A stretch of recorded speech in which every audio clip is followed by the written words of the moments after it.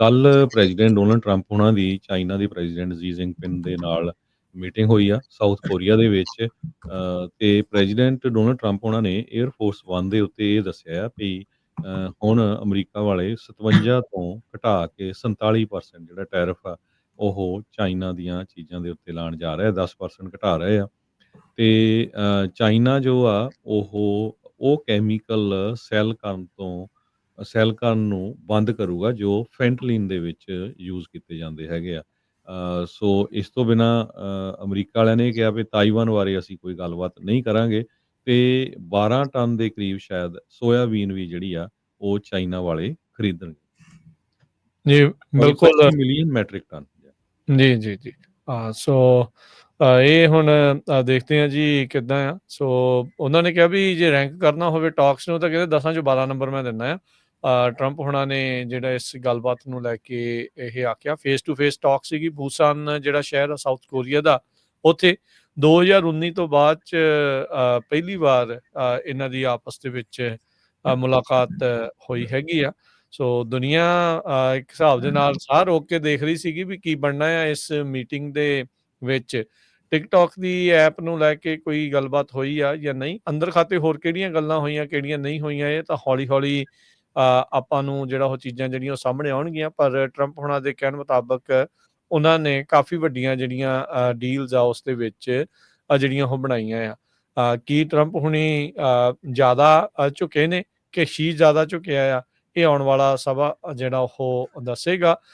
ਸੋ ਕਹਿੰਦੇ ਵੀ ਜਿੱਥੇ ਸਟੇਜ ਸੀਗੀ ਉੱਥੇ ਲਾਲ ਰੰਗ ਦੇ ਹੀ ਝੰਡੇ ਜਿਹੜੇ ਆ ਉਹ ਦੇਖਣ ਨੂੰ ਜ਼ਿਆਦਾ ਜਿਹੜੇ ਉਹ ਮਿਲ ਰਹੇ ਸੀਗੇ। ਸੋ ਅਮਰੀਕਾ ਦਾ ਰਿਲੇਸ਼ਨਸ਼ਿਪ ਚਾਈਨਾ ਦੇ ਨਾਲ ਸੁਧਰਦਾ ਆ, ਕੀ ਹੁੰਦਾ ਆ, ਇਹ ਦੇਖਣ ਵਾਲੀ ਜਿਹੜੀ ਉਹ ਗੱਲ ਆ।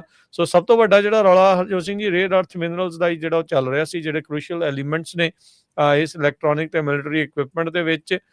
ਤੇ ਉਹਦੇ ਵਿੱਚ ਹੁਣ ਜੇ ਥੋੜਾ ਜਿਹਾ ਢਿੱਲ ਦਿੰਦੇ ਆ, ਰਿਸਟ੍ਰਿਕਟ ਕੀਤਾ ਹੋਇਆ ਸੀ ਐਕਸਪੋਰਟ ਨੂੰ ਚਾਈਨਾ ਨੇ, ਤਾਂ ਉਹਦੇ ਨਾਲ ਜਿਹੜਾ ਉਹ ਫਾਇਦਾ ਹੋਊਗਾ। ਸੋ ਉਸ ਦੇ ਨਾਲ ਸੋਇਆਬੀਨ ਫਾਰਮਰਸ ਦੇ ਲਈ ਵੇਚਣਾ, ਜਿੱਦਾਂ ਤੁਸੀਂ ਦੱਸਿਆ ਵੀ 25 ਮੀਟ੍ਰਿਕ ਟਨ ਉਹਨਾਂ ਨੇ ਖਰੀਦਣਾ ਆ। ਸੋ ਉਹ ਵੀ ਇੱਕ ਵਧੀਆ ਰਹੂਗਾ।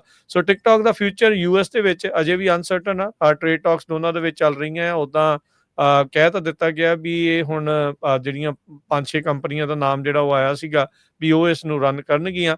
ਅਸਲ ਦੇ ਵਿੱਚ ਕਦੋਂ ਜਿਹੜਾ ਓਵਰਆਲ ਫਾਲ ਓਵਰ ਹੁੰਦਾ ਇੱਧਰਲੇ ਪਾਸੇ ਨੂੰ, ਇਹ ਦੇਖਣ ਵਾਲੀ ਗੱਲ ਰਹੇਗੀ।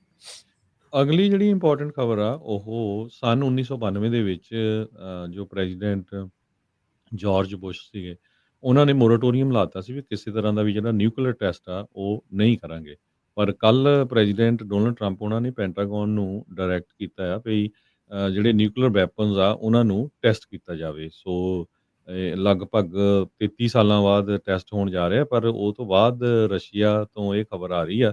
ਉਹ ਕਹਿੰਦੇ ਵੀ ਅਸੀਂ ਕੋਈ ਟੈਸਟ ਨਹੀਂ ਕੀਤਾ ਹੈਗਾ ਤੇ ਇਹ ਗਲਤ ਇਨਫੋਰਮੇਸ਼ਨ ਹੈ, ਕਿਉਂਕਿ ਪ੍ਰੈਜ਼ੀਡੈਂਟ ਡੋਨਲਡ ਟਰੰਪ ਉਹਨਾਂ ਨੇ ਇਹ ਕਿਹਾ ਸੀ ਵੀ ਅਸੀਂ ਇਕੁਅਲ ਬੇਸਿਸ ਦੇ ਉੱਤੇ ਨਿਊਕਲੀਅਰ ਟੈਸਟਿੰਗ ਕਰਨ ਜਾ ਰਹੇ ਹਾਂ ਵਿਦ ਰਸ਼ੀਆ ਤੇ ਚਾਈਨਾ। ਸੋ ਰਸ਼ੀਆ ਵਾਲਿਆਂ ਨੇ ਕਿਹਾ ਅਸੀਂ ਕੋਈ ਟੈਸਟ ਨਹੀਂ ਕੀਤਾ ਹੈਗਾ।